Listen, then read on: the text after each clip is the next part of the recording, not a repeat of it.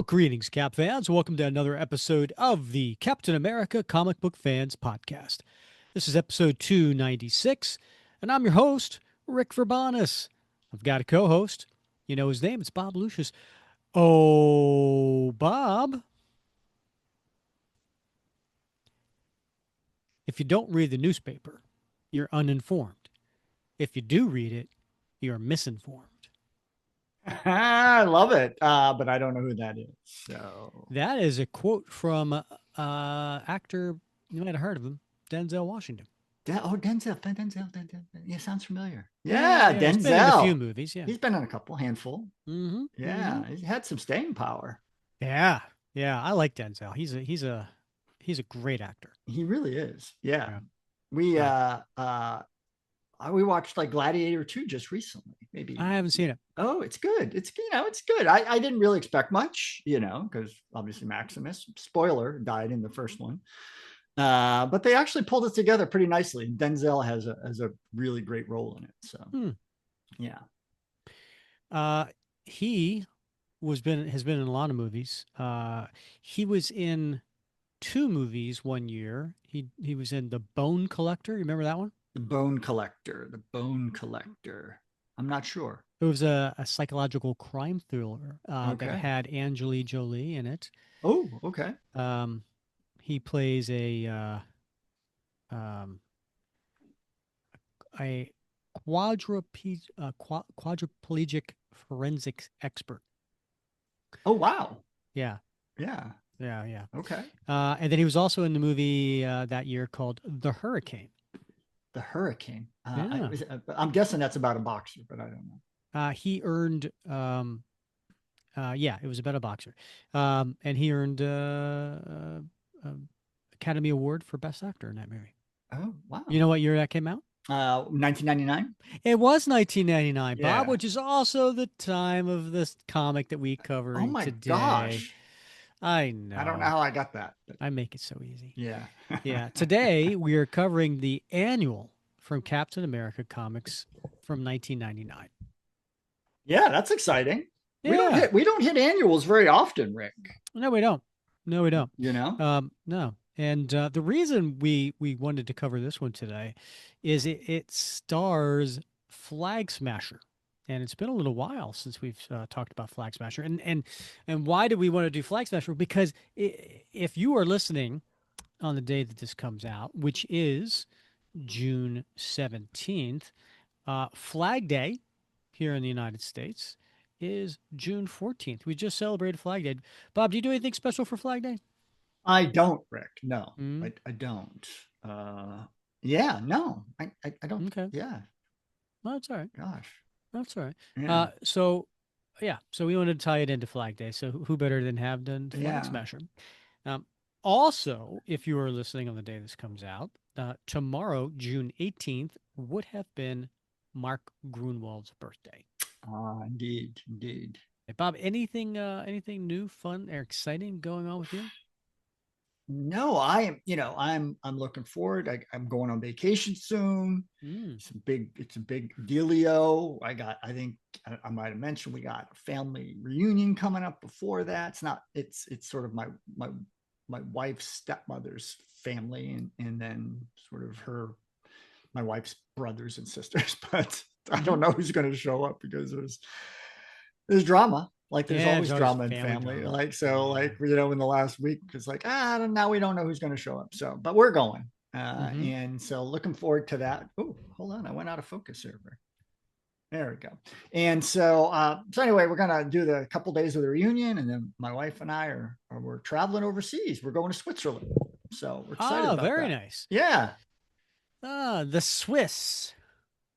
Yeah. that's right. Yeah. When you're over This there, I can't wait to have hot chocolate. all right. Yeah, Swiss Miss Mm. is my You favorite. know, I, when it comes to Switzerland, you Yeah. know, I know some people are excited about it, some people don't like it. You know what? I'm neutral. Well played. That's Yeah. nice. Yeah. Yeah. Yeah, I don't know. Like I always think, like, wow, what am I going to do? We're going to walk up hills, down hills, that sort of thing. Mm-hmm. And then I plan on eating a lot of chocolate because apparently they're famous for that. Mm-hmm. And I'm thinking about getting a watch. Not for me, but I want to Mm. get a watch for my son. And I've got my eye on one, but I know that I could most likely just get it in the United States cheaper. So I'm sort of torn. Like, should I just get it in Switzerland just to say I got it in Switzerland? Or should I just get it in the United States and just tell them I got it in Switzerland? Why would it be cheaper in the United States if it was Swiss made?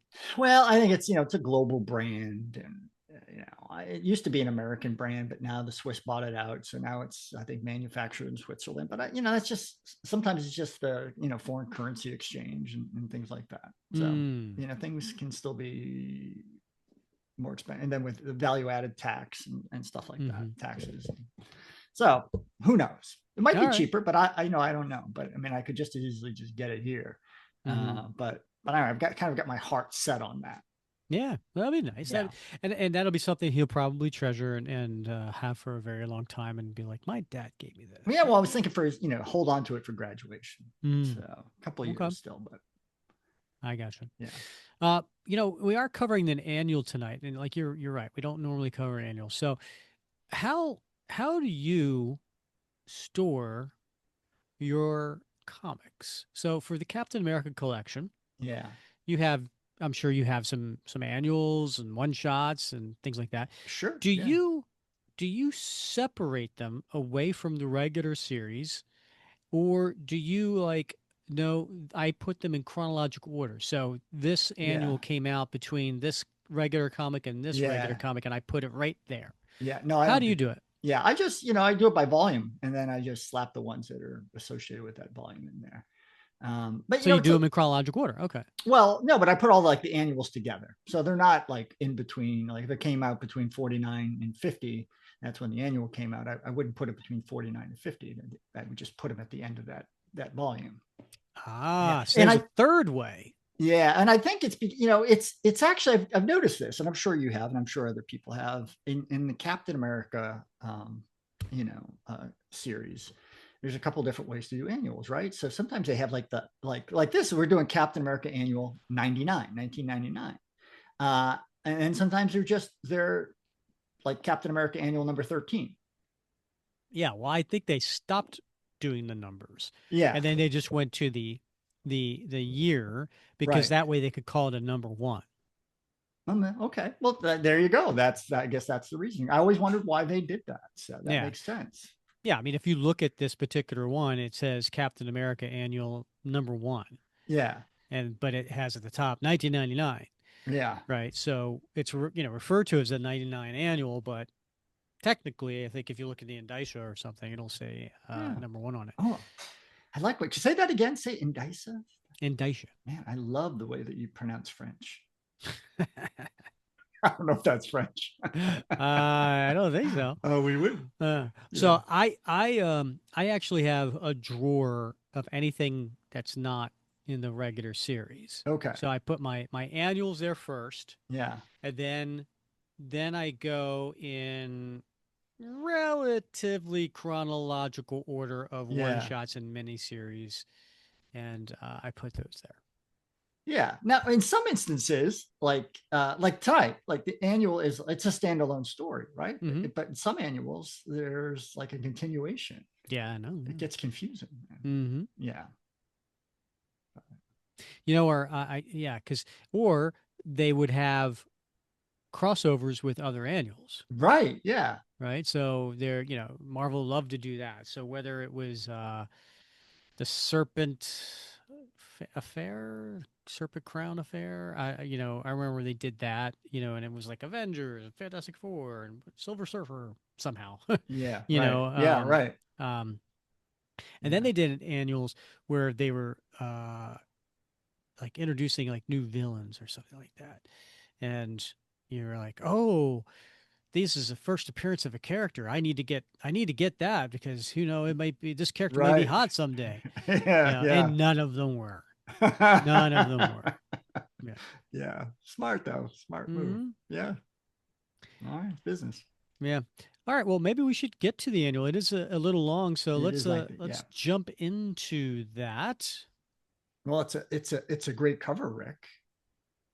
Yeah, do you want to take the listeners through the Yeah. cover? So let's just jump into that. So we've got an amazing city scene, and we're looking down at the skyscrapers from up above, and right there, tussling right in front of our eyes, above the city, the rooftops, we see Captain America, and wow, there's this guy, and he doesn't look like the flag smasher we know and love. Right. There's something like wrong with this guy, and but I mean, obviously the cover says Captain America, the Return of the Flag Smasher, and he's carrying the Flag Smasher's mace, but this guy, his whole body is gray, and so he's missing the upper part of the Flag Smasher uniform, and he's missing that cowl, and he And almost cape. in cape, yeah, exactly, yeah, in cape, and his skin is gray, his hair is gray, and his eyes are like a gleaming red,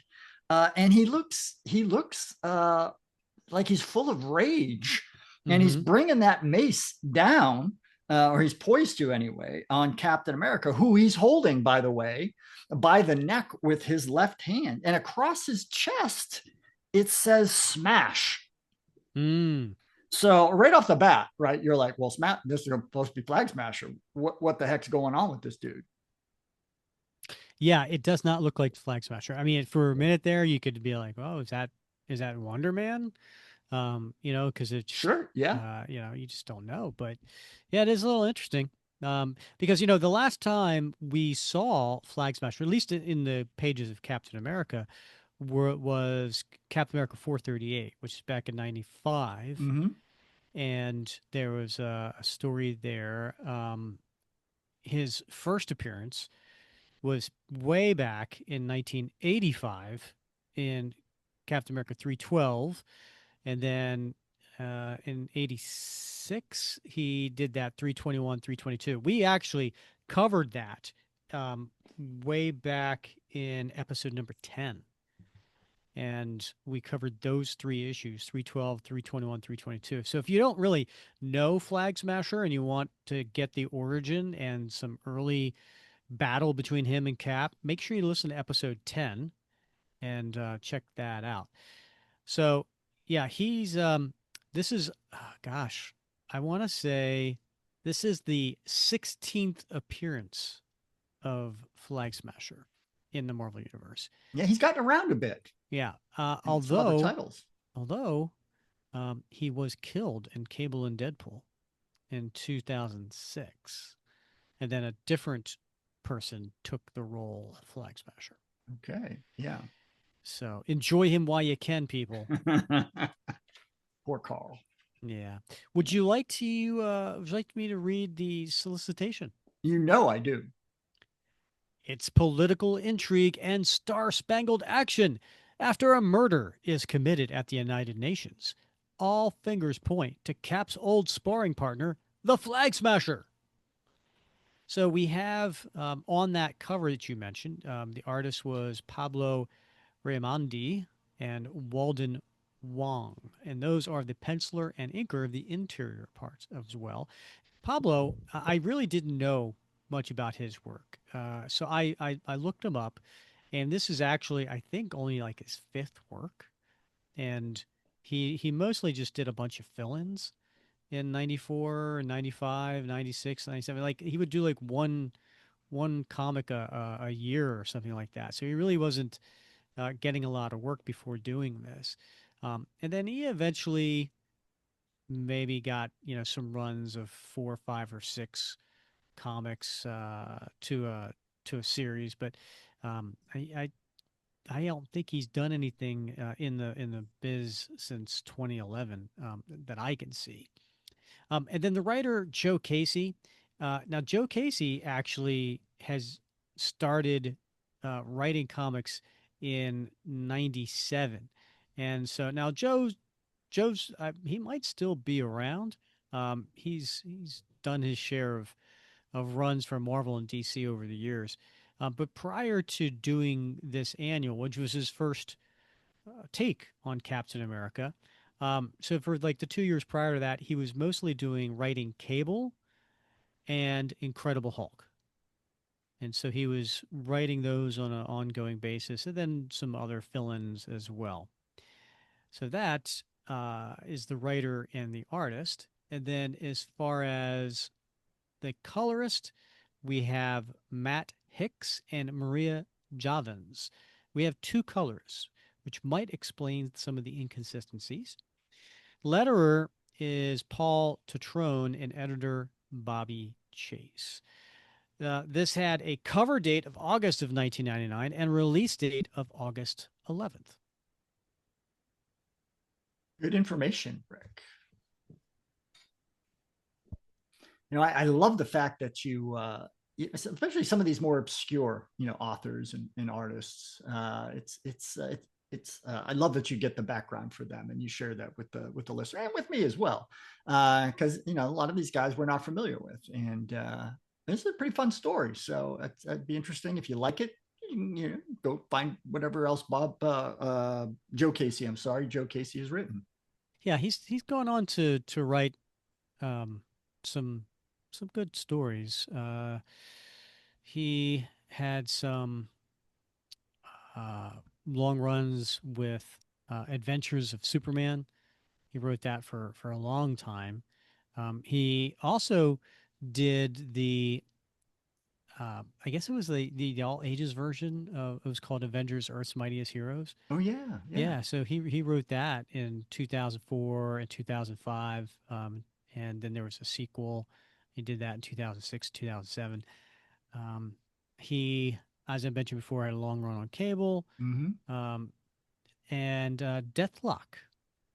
He was doing Deathlock Okay. for a little while there too.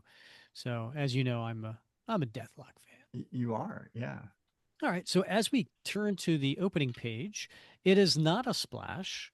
It has multiple panels. Looks like 9 panels here, and it has at the top Stan Lee presents Captain America, full court press.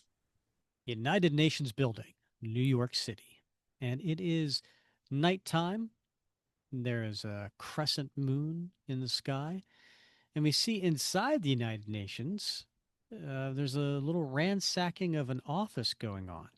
You see men in suits with gloves and flashlights going through files, looking for things.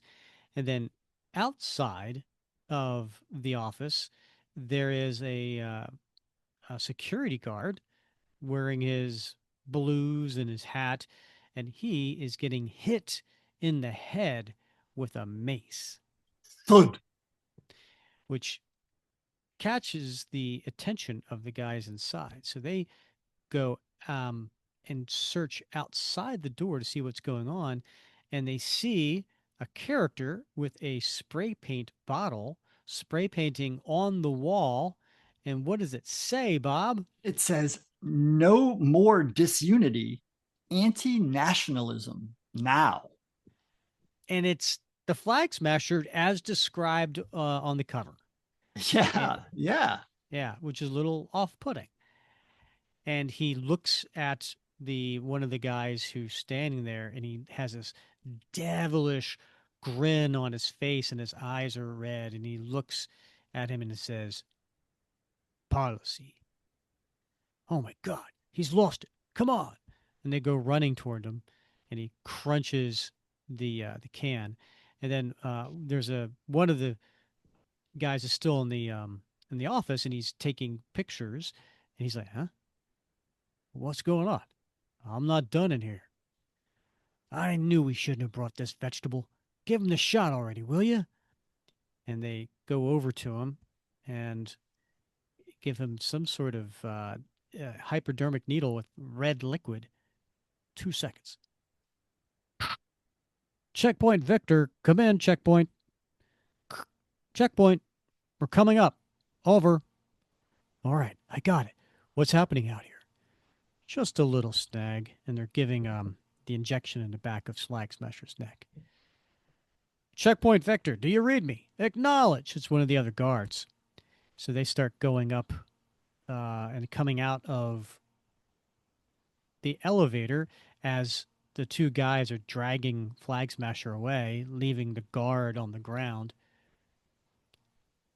You got him? Yeah, and the camera too. Let's go. And they bust open the door of the stairwell and they're going down. But the last guy who was still in the room, he comes out, but the guard's there. He's got a pistol on him. Hold it, you! Don't move. And he's caught. So then we cut to the next scene, and there it's morning, and there is a blonde guy with a little bit of a scruffy kind of shaggy looking beard, and he's laying in bed, and the phone is ringing. Ring ring. Uh, yeah, Franken, this is Robbie Robinson. Rise and shine, sleepyhead. Hey, it's Robbie Robinson from the Daily Bugle. Who's he? I love that guy. Isn't he like the city editor working for J. Jonah Jameson? I don't know if he is an editor. Um, I think he's like the managing editor. Managing editor. All right. Yeah, Yeah. yeah, but he's like the voice of reason there. Yeah. Yeah. And it's interesting because these next uh, panels are done in a way a little reminiscent of Frank Miller's Dark Knight, where there's just a whole bunch of squares, and underneath the dialogue is done, in a box underneath the image, as opposed to word balloons. Yeah. And that he does this several times in this story. It looks like when they do an illustrated rendering for like a movie script. I can't remember it now. I'm getting older. I can't remember what it's called. Mm. But it almost looks like that. Yeah. Mm. There's been a break-in at the United Nations. You there?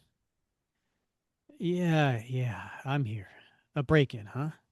Hold on. And he grabs his pad and pen. A murder too? Did they make an arrest already? Caught him in the act, huh? Did you call Davis? Yeah. You two get down to the arraignment and see what you can find out.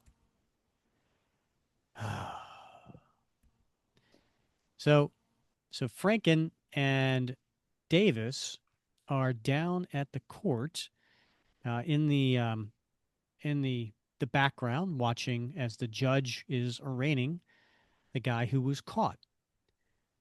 Mr. Carroll, your client is charged with burglary in the second degree and murder in the first degree. Is that correct?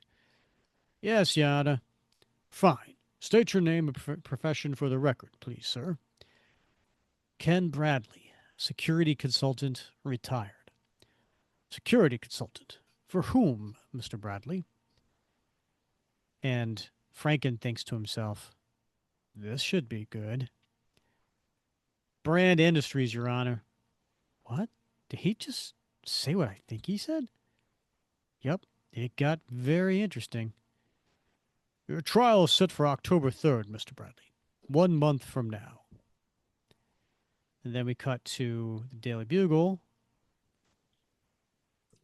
Ring. Sid, Dan Davis on line 2. Yeah, Danny. I'm sitting in front of a story that's half done, pal. I checked my police contacts and I couldn't get much on Bradley. Guy's an enigma. Well, I just got a glimpse of the crime scene, Franken. What I saw was weird. Weird, huh? I like weird. So get back here and let's put it to bed. Deadline, people. You fellas got the story yet? Right here, Robbie. Hmm. No more disunity. Anti-nationalism now. Strange graffiti, huh? You're alluding to some pretty thin connections here, fellas. Those are the facts. That is the story so far. So you say. All right. We'll go with it. And then we see a headline in the Daily Bugle that says murder at UN. And then we cut to the next scene, and Franken and Davis are at their desks, but it looks like, they looks like they've been ransacked. There's notes and papers everywhere. Hey, all my notes on the UN story are gone. Mine too. Sally, who's been messing with our desks? I saw Robbie and Mr. Jameson over here earlier before you guys got here. She points back to the room. Are you kidding me? They want to give the story away? And then Franken bursts open the door. Jameson, you may sign the checks, but you got a lot of nerve. And he busted on the room, and J. Jonah Jameson sitting behind the desk, and he won't have any of it. I must be seeing things. I know I didn't just see two scrub reporters come busting into my office. You two want to see some nerve? Oh. And who's there, Bob? Oh my gosh, it's Captain America. And he's holding those papers, their notes, and he's like reading them as he's looking out the window. Fellas, your story generated a little interest. And Cap turns and smiles. I requested the notes, gentlemen. Mr. Jameson, cool your jets, Franken. You know me. I don't like having to cooperate with these folks, but the man's got Avengers priority clearance. I read your story in the paper this morning. Some of the details, the slogans found on the wall, set off some alarm bells for me. I had to know what you knew, if there was anything that didn't make it into print. Here you go. And he hands him back. And he shakes Jameson's hand. You've been more than accommodating, Jonah. I'm grateful. Yeah, well, let's not make a habit of this, all right? And Cap walks out, shield on his back. And then we cut to the next scene. He comes here to think. This place has always seemed so close to something he could call home. Avengers Mansion, home of Earth's mightiest heroes. No more disunity. Anti-nationalism now. And Cap is having a workout. It's all points to an old enemy, Flag Smasher. And at the same time, we're kind of going back between a memory and Cap in action, um, hitting things with his shield.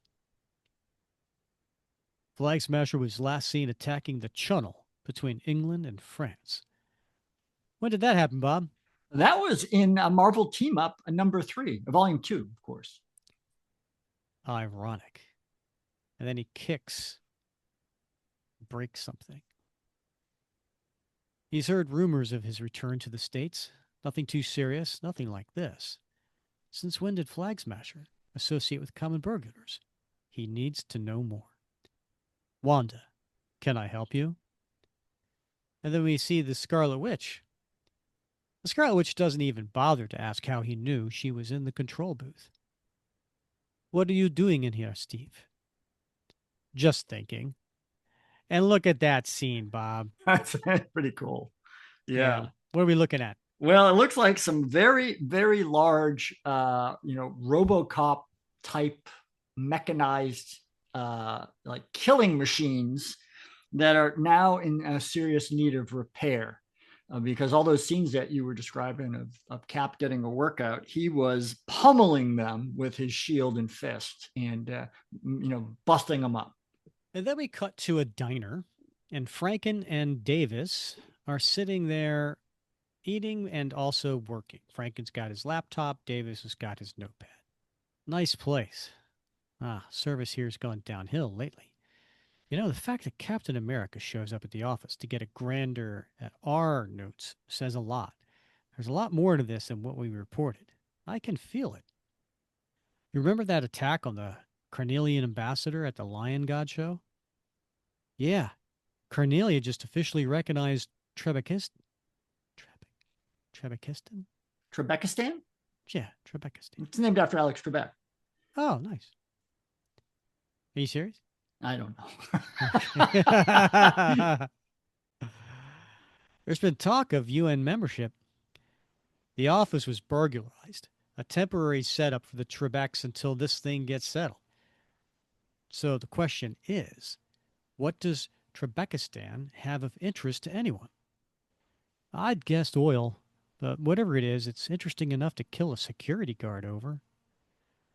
But that doesn't explain the graffiti. We need more info on Bradley. Was he working for someone? Someone other than Brand, you mean? Hey, you ever seen him in person before? Who? Cap? Nah. You? Nope. My grandfather used to talk about him all the time. Fought alongside him once in Europe during the war. Hey, Davis, you want to join me in the present? Sorry, I'm here. Let me see those notes. What are we missing here?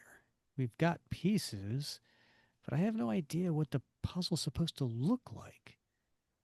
Too many loose ends. Things we don't know. What was Bradley looking for? Who hired him? Who wrote the graffiti? Why is Cap interested? Yeah, if there is a connection, we've got to find out what it is. Let's get back to the phones. Hi, is this Kevin Stein? Mr. Stein, this is Sid Franklin of the Daily Bugle. Mr. Stein, I know you served as VP under James Melvin at the Brand Corporation. I was wondering, you mean Bradley didn't make his phone call from jail? How does lawyer get there? Mr. Franklin, if Mr. Bradley is still involved in covert activities, then I certainly wouldn't know of it. Pardon me, sir, but who said anything about covert activities? And then they go sharing the notes after their phone calls. I've got some good stuff. Bradley's not your average burglar. Covert activities. That's an understatement. No one worked at Brand is willing to talk now that the FBI is sniffing around. They want Bradley moved to a more secure lockup. Don't ask me why. You got anything else? Still nothing on the graffiti, and nothing on why Captain America would be interested in it. What does he know? And then we cut to a very large panel here of Cap. Where is he? I Oh, think he's at Shield, right? yeah, I guess he is. He's at a computer. Mm, what would you call that? Console? I mean, it Yeah, has that's a big console. Yeah. data requested, priority alpha, opening classified file, Bradley, Kenneth, H. And Cap reads about him. Cut back to Daily Bugle. Hey, I just remembered something. Didn't the Department of Justice investigate Brand a few years ago? That was Roxxon Oil they were investigating. Right, but in the course of that investigation, Roxxon supposedly shut down the Brand Corporation to cover up their illegal activities. Well, they never publicly admitted that connection. Oh, come on. Just because they never admitted it, that doesn't mean it isn't true. And Cap is, I guess he just got dropped off by Shield on top of a It rooftop. looks like it. It seems like an unnecessary panel. It raises more questions than it answers. But yeah, I Yeah. think that's what's happening.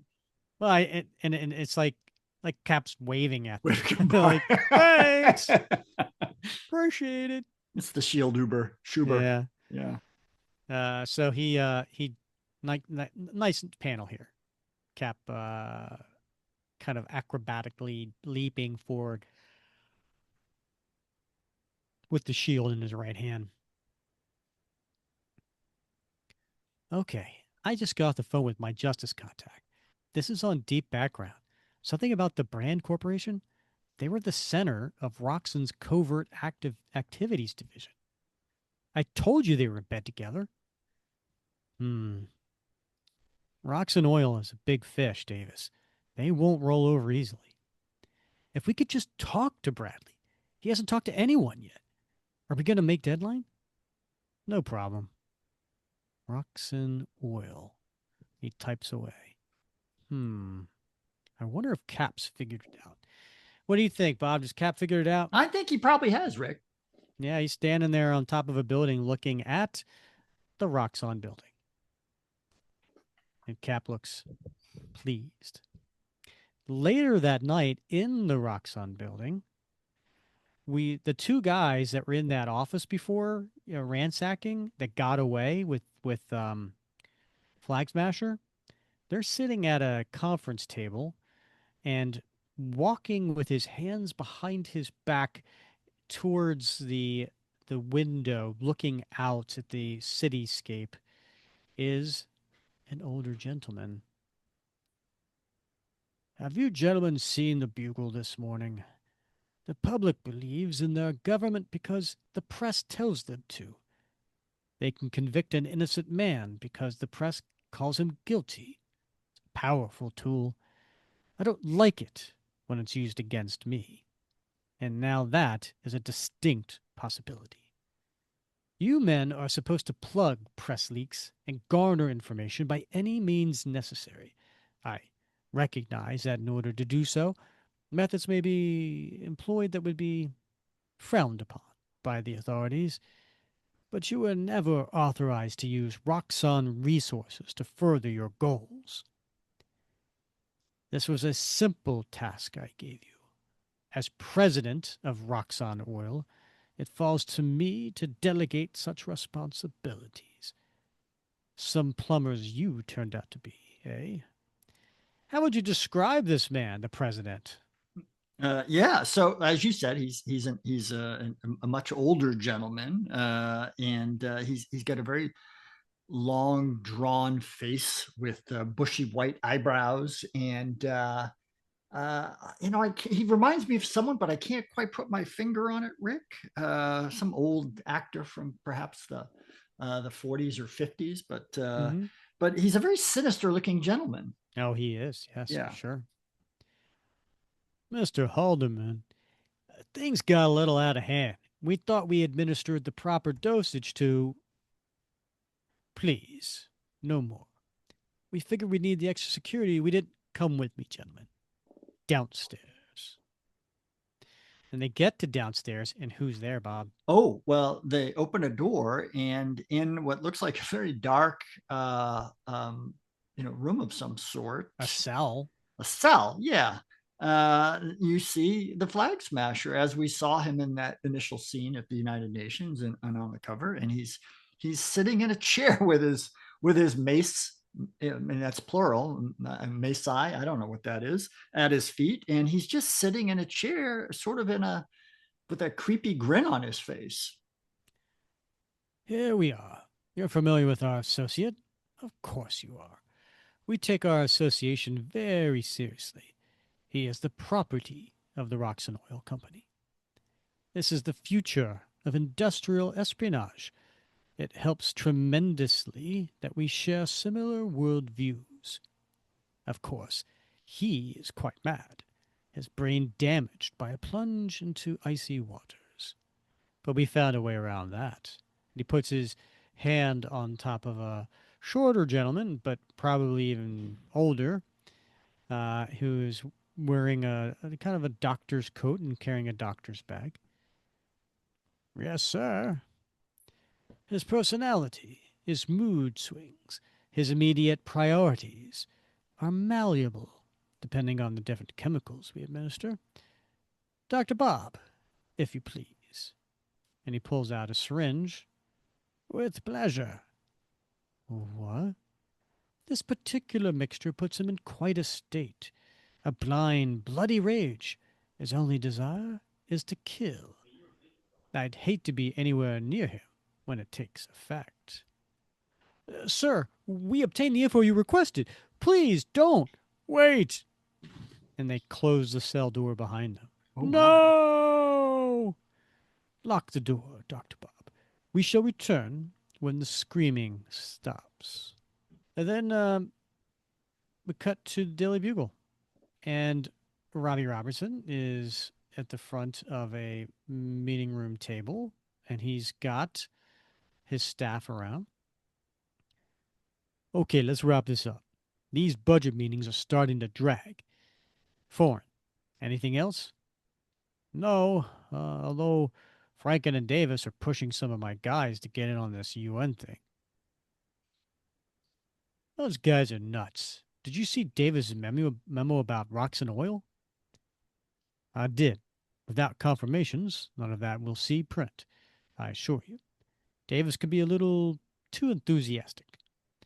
You know, the Roxon's connection make a lot of sense if you think about it. Oh, come on, Catherine. You're Metro Desk. Of course you're going to defend them. come back to reality.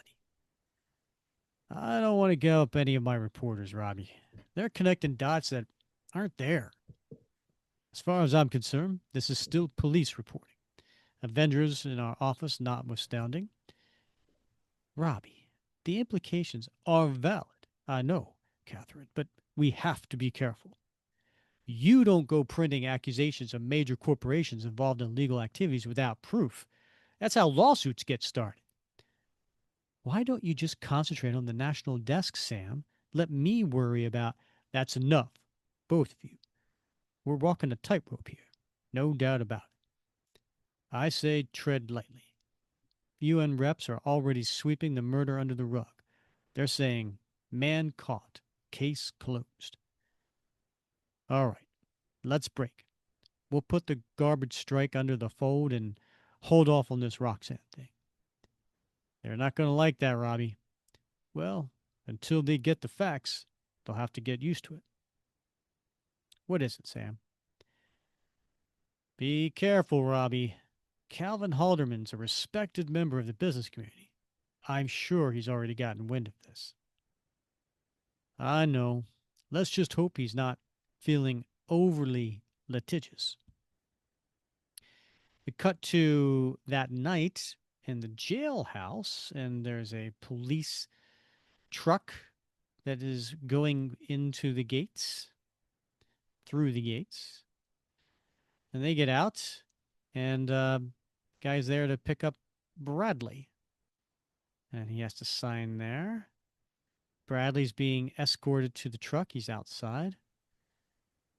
All right, into the back of the wagon. But a mace comes and hits that guy in the back of the head. Rock. Ugh. What? Oh, no.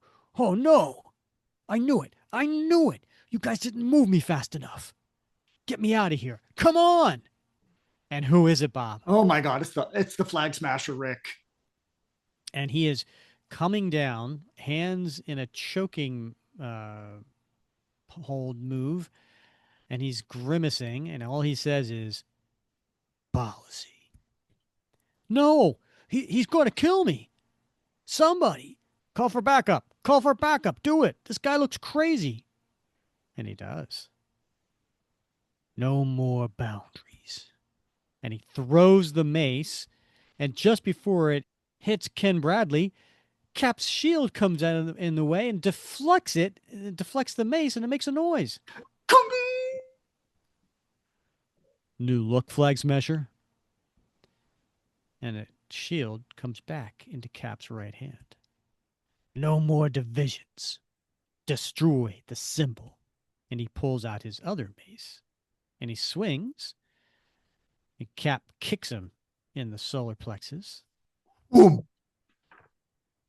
Come on, come on. Let's go. Get me out of here, you idiots. But somehow, Flag Smasher hits Cap in the head with the mace. Clued. And as Cap is on his knees, Flag Smasher takes the mace, puts it over his head, and with a big swoop comes right down, and Cap gets out of the way, and it hits the ground. Clank. So Cap gives him a right cross Two. and a left with the shield in his head. Crack. Petty abstractions. And as the police van pulls away, he turns away from Cap and in that direction throws the mace, but Cap yells out, "No, not the propane!" And he hits the propane tank just as the thing is driving by and explodes. Boom. Not good. And there's a big thing of fire and smoke. Your target's gone, soldier. Give it up. No resolution. No resolution. You're obviously sick. We can get you some help. And then there's a police officer running out. The fire's inside. Prisoners and personnel are trapped. That's all he needed to hear. The shift in priorities is immediate. He knows that this will allow Flag Smasher to escape, and those he will be saving, thieves, murderers, he could let them burn, maybe no less than they deserve. He doesn't even think twice about it, and he runs into the burning building. The next day, it looks to be, I would say, morning time with the way the sun, where the sun is at. We see Franken on a lawn chair on the top of the roof, sunning himself, and there's a newspaper over his head. By the way, Bob, I don't know if you noticed, there's a skylight there. There is a skylight there. Yeah. Yeah. And what does it say on the cover of the Daily Bugle? It says jailhouse fire. Just a routine fire story. Cap standing over it. Huh? Oh, it's you. Hey, at least we made the front page. You had to know they were moving Bradley. Yeah, we had a source on that, but without confirmation, we can't print a thing. So you get a routine fire story. Obviously, someone wants Bradley silenced. He's a loose end, and our source also puts you at the scene. You willing to go on the record? Cap just stands there silently. Didn't think so. No one will talk to us. I don't even know why we're chasing this story. Because it's your job. The press is one of the last bastions of truth in this country. We depend on the First Amendment to guarantee it. You and I both know it is less and less often that the press accurately serves the public. Rather, it's special interest groups like Roxxon that seem to control exactly what the public is exposed to. Not the real truth, but their version of it. Real truth doesn't come easy. It's your commitment to delivering that truth that benefits us all. Quite a speech there. Easy to say when you're wearing a mask. But some of us live in the real world where we know bad things happen and we're helpless to affect change. Tell me what you know, what your editor won't print. It's not quite what we know, it's what we believe. The murder at the UN? Not part of the plan. Looks like Bradley was getting info on Trebekistan's oil reserves, so the intent was industrial espionage. Bradley used to do the same stuff for the Brand Corporation. Now we think he's doing it for Roxxon. They want the oil rights cheap if they can get them. But there's no proof. The story's stalled. You need to take the next logical step. I've had some dealings with Roxxon in the past. There's corruption there that tends to lead all the way to the top office. Don't be afraid of what you believe. Sometimes it's all we've got.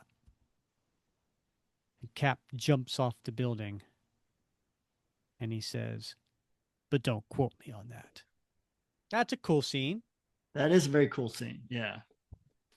Too bad the color has screwed up Cap's stripe. I knew that was coming. Yeah. That's the inconsistency I was talking about. Yeah. He's got a six pack though. His abs are looking good. Yeah. So we cut back to the Daily Bugle, and Franken is talking to his editor, and Davis is there as well. He said that corruption tends to go all the way to the top. Halderman, I knew it. Think this trip is worth anything, Davis? I mean, what's he going to say to us? You know, we may not be the most seasoned reporters, but that could work for us. Let's just talk to him and see what we shake loose. Maybe we can rattle him a little. Here comes our stop. And they weren't at Daily because they were on the subway. We're here to see Calvin Halderman, please. And the guard there is like, that's not possible. Mr. Halderman doesn't see anyone without any appointment. So you might as well just look. It's really in his best interest to give us a quote on this. And the phone rings. Front desk. Yeah, I got a pair of Bugle reporters down here. Shall I? Pardon me? Fine. Go right up. Who do you think that was on the phone? One guess. And they arrive at the top, and the elevator opens the door, and who's waiting there? It is none other than Calvin Hardiman himself, Rick. Gentlemen, welcome. Being an avid Bugle reader, I'll admit I'm not shocked to see you here. There's a tone in your writing that indicates to me that you want to say a lot more than your publisher would allow. Jonah's an interesting man. Met him a few times. Always looked uncomfortable in a tuxedo. Well, forgive my digression. Let's get this over with. And they go into his office. He sits behind his big desk that has a globe that is like ginormous, but he has a beautiful cityscape. Any statements I make are off the record. Obviously, I won't be discussing any details of your story for two reasons. First of all, it was nothing to do with me or my company. And secondly, I make it a rule not to speak directly to the newspapers. I find print media to be inadequate in expressing real truth. But as I said, I detected a tone in your writing that suggested a lack of understanding as to what we do here at Roxon. Gentlemen, I am about to honor you with a gift, the gift of insight. Something you seem to be lacking in your veiled implications that this company is somehow involved in that messy business at the UN. As president of Roxon Oil, I have a certain point of view, more forward thinking than the average American might consider. The average American sees the world in very antiquated terms: property lines, city councilmen, national borders, continental divides. Mr. Halderman, about Trebekistan. I'm talking now, young man. The real truth of the world is this: there are no borders, no governments, only corporations. Corporations run the world. It's just that simple. This is a truth beyond judgment. So for two reporters from a local newspaper to come here to talk to me without first acknowledging that simple truth is absurd. That's all I have to say. You can see yourselves out, I take it. So the next day, we see the two of them, Franken and Davis, and they're actually at the new uh, jail cell to talk to Bradley. Why did you want to talk to us, Mr. Bradley? Why now? I've been reading the Bugle. You two seem to be the only ones who care what's going on. You sure you don't want a lawyer here for this? I hate lawyers. Besides, what's the difference? I'm dead anyway. Why do you say that? Because it's true. The feds moved me once, but Halderman sent his flunky to shut me up permanently. Captain America showed up, so I'm still breathing. But Halderman won't give up. It's just a matter of time. So you're willing to go on the record about Halderman? Yeah. First of all, I didn't kill anybody. Everything just went wrong up there. We were getting a peek at paperwork concerning foreign oil rights, and Halderman wanted the info early. He said it was smart business. Now that he's willing to cut me loose, the truth needs to come out.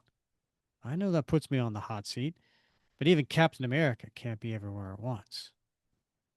And there's a guard listening in on all of this. Forget the murder. Forget Halderman's flunky. You're missing the big picture.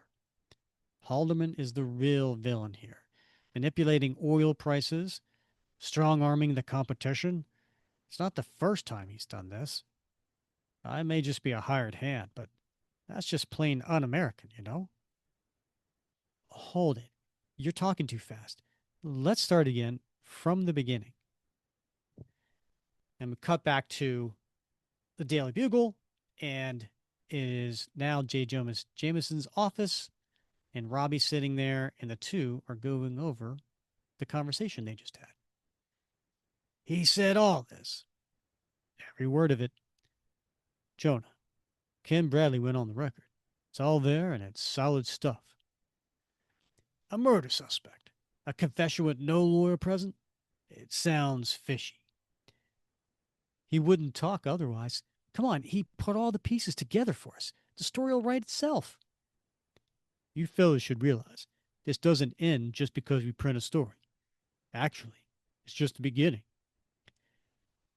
Absolutely. This story is going to get the Justice Department involved, and they'll go after Haldeman. Men like Calvin Haldeman don't fall down so easily. He's an important man. We have to be sure of ourselves. Jonah, I think the boys know that. I'm all for caution, and this story was thin before, but now it's our duty to go forward. Franken, Davis, be careful how you write it. Very careful. I'll keep our lawyers on deck. 18 hours later, we're back at the Avengers Mansion, and it's Jarvis. The Morning Bugle, sir. And he hands Cap the paper as he's sitting there drinking his coffee with his mask down, his gloves off. Thanks, Jarvis. And he's sipping his coffee and reading the paper. Sounds like you, Bob. Yeah, I love it. And what's the headline say? UN burglar speaks, implicates Roxxon oil involvement. And then we cut to XBC TV station, and it's Hardman. I respect the free press, but what I don't respect is the irresponsible journalism practiced by Mr. Jameson and his staff at the Bugle. I think it's par for the course for big business to be scrutinized, but there's a limit to accusation and innuendo. Haldeman's lawyers had more to say on the matter, citing libel laws. He didn't exactly refute the story, did he? It's a non-denial denial, but he's got reason to be confident. I think we'll probably sue. Why? We've got this story cold. The UN burglar on the record, with Bradley's statements. The Justice Department will jump all over this with him as their star witness. Bradley said he testified. It's going down just like I said it would. I don't think so. This is why I called you in, fellas. Ken Bradley won't be talking to anyone ever again. He was found dead in his cell block early this morning, stabbed to death by another prisoner with a homemade shiv. A guard shot the prisoner, so we'll never know the motive. The police don't plan on going public with it until this afternoon. Haldeman had a guy on the inside to kill Bradley. Looks that way. There goes our source and the Justice Department's too. Now it's our word against Haldeman's. And then we cut to WNBC TV station. Major libel suit brought against the Daily Bugle and its outspoken publisher, J. Jonah Jameson, by the Roxxon Oil Company. Ted Chin is at the Bugle offices. Deborah, we've been told that Jameson himself will make a statement. The stakes are high. If Roxxon gets the verdict, the Bugle's out of business. Wait, here comes Jameson. Our lawyers are currently reviewing the particulars of this case, but we stand by our story. Don't forget, there's been a pair of murders here. Now, if you'll excuse me, get those mics out of my face. Out of the way. And then we cut to Franken, who is walking into the parking garage. And from the shadows, going somewhere. Whoa, you scared the daylights out of me. Yeah, I'm going to work, of course. I'm here to tell you something. Something important. You're finally going to go on the record? This could really save our bacon. No. I'm here to warn you. Your lives and your partners are in danger. You don't say. And you still won't go on record. No wonder we're dropping the story. It's all too big. Too much. Haldeman's going to tear the Bugle down. We don't have a case. With Bradley dead, it looks like Davis and I made up the whole thing. We're thinking about resigning. I wouldn't. One thing about villains, they tend to get sloppy when they think victory is in sight. And you have the one weapon that no man can stand against, no matter how powerful he may seem: the truth. There's more. Hey, I don't need a lecture from you. We did everything we could, chased down every lead, and at every turn we got blindsided. What good is the truth when Halderman makes up his own rules and wins by him? Halderman hasn't won yet. He has in his employ an old enemy of mine, Flag Smasher. He was the one who killed the guard at the UN. He also went after Bradley when they moved him out of Manhattan. Flag Smasher's not in his right mind, manipulated by Halderman somehow to do his dirty work. But he's dangerous, and he may be coming after you next. You're kidding me, right? Halderman would actually send this goon to snuff out a pair of reporters? Why did you bring this Flag Smasher in? Call in your Avenger pals? You've done it before, I assume. I'm doing everything I can. That's why I'm here. To warn you, not to frighten you. You have to move ahead with your reporting. Flag Smasher is the key to linking Halderman to the UN murder. Dig up what you can on him, based on what I'm about to tell you. Then get it into print. I can't play bodyguard every minute. You need to draw him out.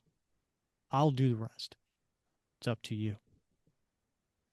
30 minutes later, back in J. Jonah Jameson's office again. So that's everything he told me. We have to keep on this story. Take it back to police reporting. I don't know, Franken. That libel suit's hanging over our heads. You really talked to him? If these notes are accurate, if this is what Cap told you, then maybe this isn't over. Haldeman's threats, his lawsuit, those corporatites think they can run the world, don't they? Well, I've got news for him. Nobody pushes J. Jonah Jameson around, especially when he's got the truth on his side. And he storms out. Guess that's a yes. Then we cut to that cell that Flag Smasher was at, and Halderman is down there beneath the Roxon building. Once again, I must call upon you to act in the name of your ideals. Yours is a belief we share, that nationalism only serves the current disunity among humanity. The answer, my friend, is in corporations like Roxxon Oil. Only corporations provide that sought after unity in this modern world. That is why you serve me so well. The chemicals we developed enhance your commitment. They have worked superbly. A skin discoloration is merely a side effect, I assure you. In any case, our contact at the Bugle tells us that they are going forward with a story that connects you with me. This cannot happen. I will not tolerate more lies in the press. These reporters are still at the Bugle office. You will go there. Dr. Bob, if you please. Then we cut back to the Daily Bugle. It is nighttime. And Bob, what is on the side of the building? It's a huge billboard, Rick, and it's got J. Jonah Jameson pointing at us, and it says, real New Yorkers read the Bugle." Hmm. I always love that. I always love when someone who says a real fan does this. You Yeah, know, we love gatekeeping. right? Yeah. Yeah. I'm just, I'm glad about our Facebook group. Like, we don't have that. Yeah, I We don't have know. someone go, well, a real Cap fan would know, blah, blah, blah, or real Cap fan would think, blah, blah, blah. Right. That's Everyone silly. knows. Yeah, I just, Yeah. I hate that. That's true. This may be the most biased story this paper's ever run that didn't involve Spider Man. Ever see Jameson so intense? Not without webbing stuck all over his face. You sure we can't leave? It's late. Everyone's gone home. I'm not going anywhere near my apartment. Halderman might have some psycho waiting there. And flying in the air is Flag Smasher, but he's using some contraption to fly. What is that, Bob? It is like a gigantic jetpack on his back, but they're not really jetpacks. They've got big, like rotary turbine engines, duals that over each shoulder, and with handheld controls that are connected by cables to the backpack. It's quite a contraption. He really is. And he's flying towards the Daily Bugle. Hey, I may be an amateur conspiracy nut, but don't you think this borders on paranoia? And then just like on cue comes Flag Smasher smashing through a double window, Crash! and he takes his jetpack off and tosses it. And he just uses that quote from before: policy. Head for the stairwell. And then running towards the stairwell, they run right into, who is it? Oh my God, they run right into Cap. I love this panel, right? Because his head smacks right into the star on Cap's chest. That tells you how big Cap is. Holy, find some cover. And he throws his shield, but the Flag Smasher uses his mace to hit it away. Clang! And it hits the jetpack. Boom! And he catches the shield and runs towards him. But somehow, Flag Smasher hits Cap so hard that he's falling backwards. Thud! And Cap lands next to the sizzling backpack. The jetpack's overheating. I think it's about to, and all of a sudden it explodes, Boom!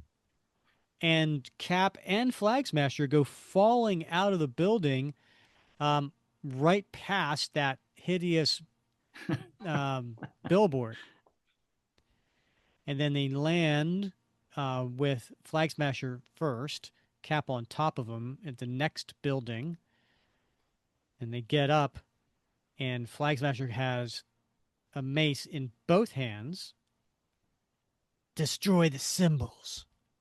And Cap just does a jump kick and kicks him in the head. That's a pretty good panel. He's like a spinning, roundhouse kick. Crack! And then he nails him with a right with the shield. Oh, This could go on forever. Have to take him out when he's not expecting it. And this next sequence is pretty cool. So Cap throws his shield, which ricochets against two walls and then goes past Flag Smasher. But Cap jumps, puts his hands on both maces with each hand, petty abstractions.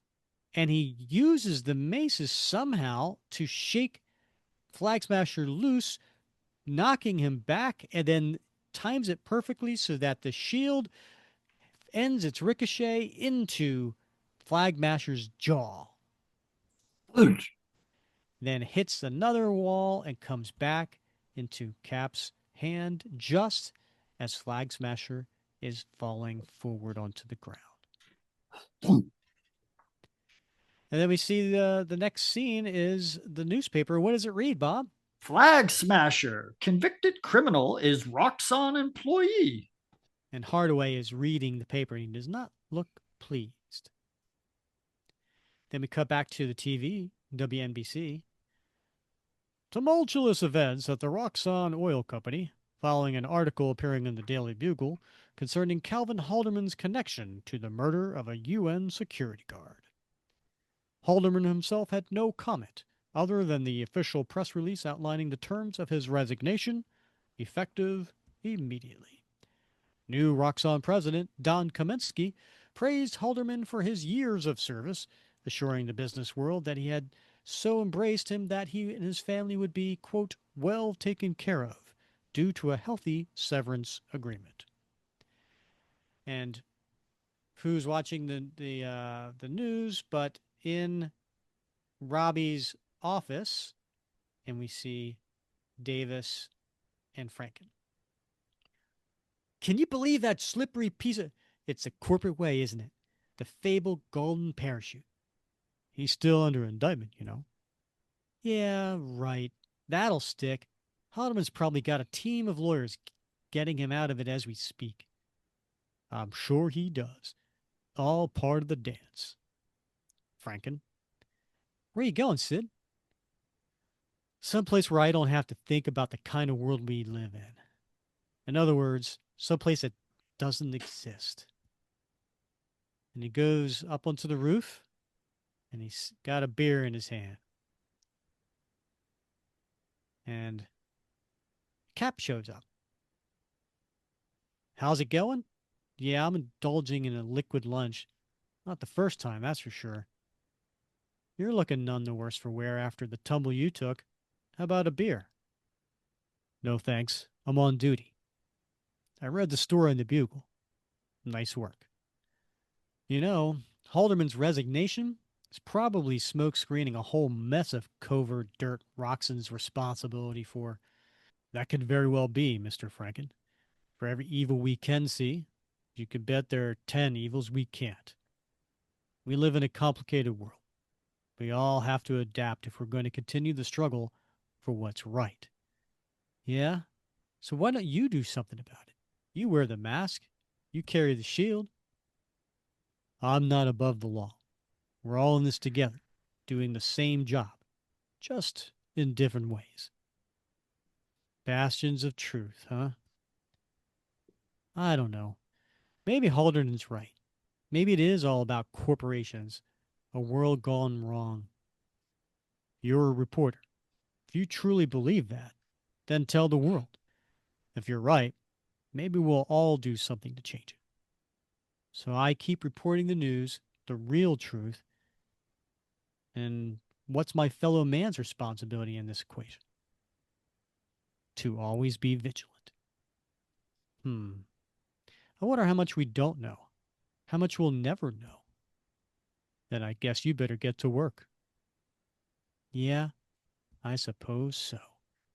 And Cap leaps from the top of the building. The end. Yeah, what'd you think of the story? I love this story.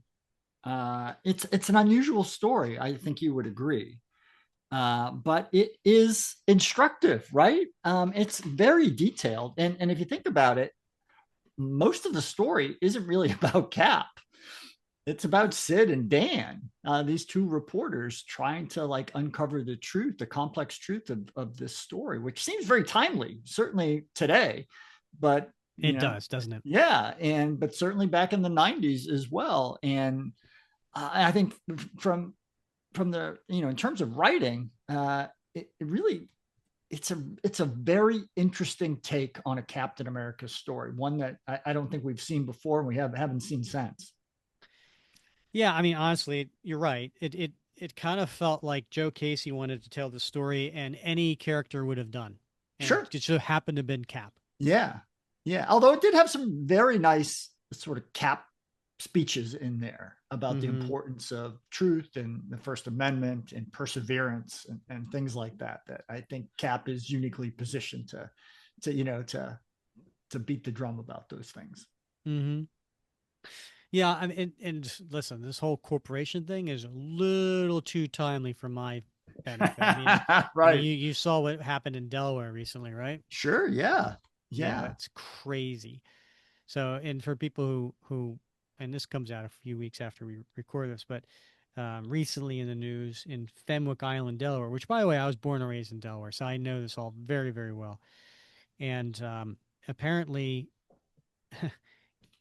corporations can now vote just like a human can. That's Yeah. crazy. Right. Yeah. That That is absolutely crazy.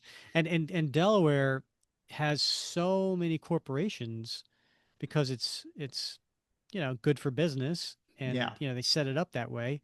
And there's all these corporations that are they have a home, as you could say, Yeah. in Delaware, and it's just to think. I mean, because that's not going to stop. That's not the last of this, right? Like it's just going to keep going and getting worse.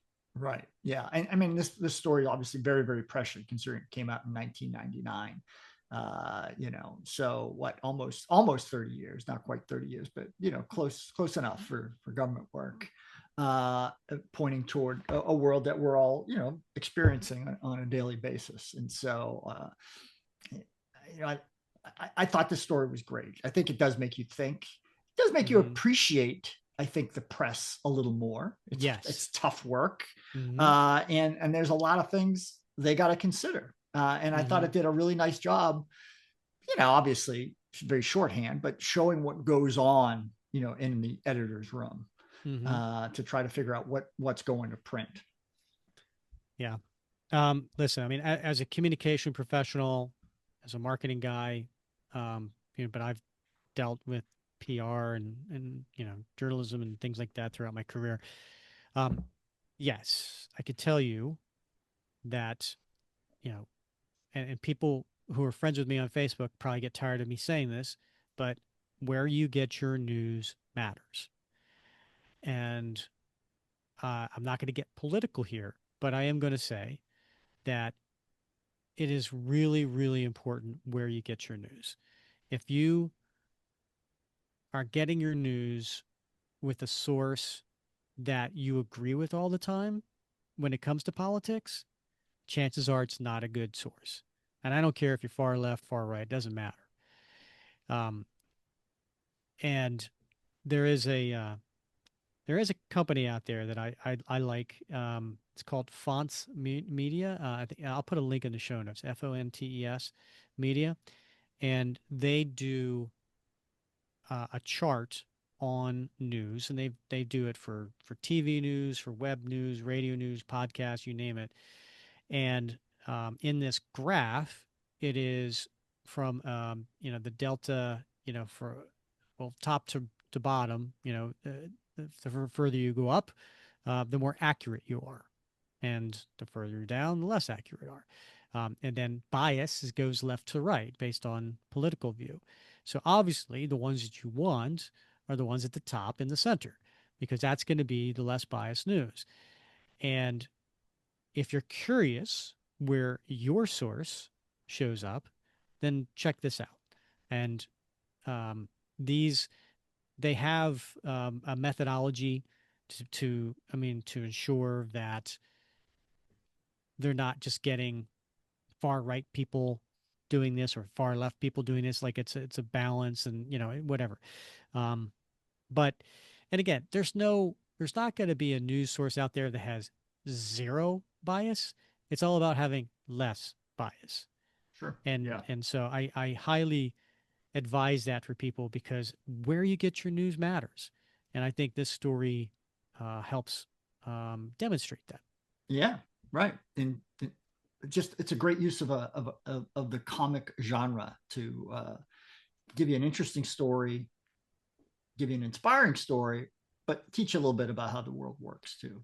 It hits all the right notes for me. Well, speaking of inspiring, you go first, Bob. What's your favorite panel? Ooh, I am gonna go, and I got my big old omnibus here, so hard to say, Mm-hmm. but I think it's about 16 pages in, and it's that scene that you mentioned. Actually, it's a third splash, bottom third, and it's Caps overlooking the city, looking at the Roxxon building. Mm. And I like this because Cap is really in silhouette, and so every color on his uniform except the white is black, and the white parts are really see through. So it's almost like a negative space variant. John Tyler Christopher's work, his negative space covers come to mind. So you can actually see like the sky, that sky blue, wherever the white is on Cap's uniform, and he's standing there with his shield and his one leg up on the edge of the building, looking down at the Roxxon building. I think this is a really nicely put together panel. Nice choice. I like that. Yeah, I probably looked at it too fast, but now that you pointed it out, I agree. yeah, very cool. Now, how about you, Rick? Um, so for me, mine's a little more fun. It is uh, on Marvel Unlimited. It's page 34, but it's the final panel, and it's the one where Cap and Flag Smasher are falling out of the building, going past the billboard, Oh yeah. and I just thought that was fun storytelling. And Yes. because there's smoke coming up from his cigar, and it's mixing with the smoke that's coming off of the explosion and them falling. So I liked the I don't know, I thought that was fun. Yeah, and it gives you a nice a nice sense of the scale, right? Because in that previous panel we saw the size of that billboard on the side of the building, and you see Cap and Flag Smasher falling past that billboard, so you get a sense of like how far they're actually falling before they hit the other rooftop. So nice Yeah, pick.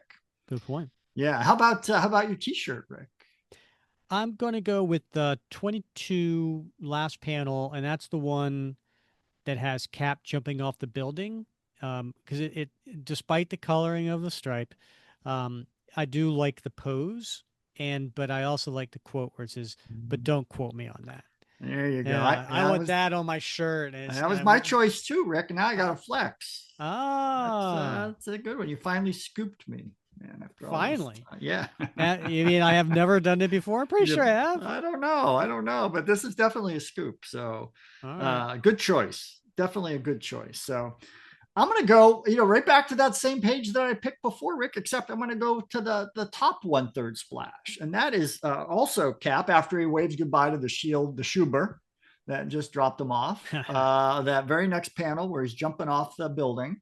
Uh-huh. And he's got the shield in his right hand and he's got his left hand sort of, out in front of him like this. I'm Mm-hmm. going to just slap that on a shirt because I think that's a kind of cool as well. What's going in time capsule? I think I'm going to have to go with, I know it seems crazy, uh, but this is the first appearance of Sid Franken and Dan Davis. Mm-hmm. And, they kind of remind me of, all All the the President's President's Men. Men, right? Ah, me too. Yeah, right. Yeah, And yeah. the thing is, they've never been used since. So first Mm. of all, I think a fantasy draft is coming up, Mm. and it does strike me. I was thinking about it because I had previously used a reporter in a fantasy draft that I don't think had ever been used again, and it was the one that interviewed Cap after he thought Sharon had been immolated. Mm-hmm. And I used her in a fantasy draft. But the thing is, Sid Franken was featured in Jessica Jones, the TV show.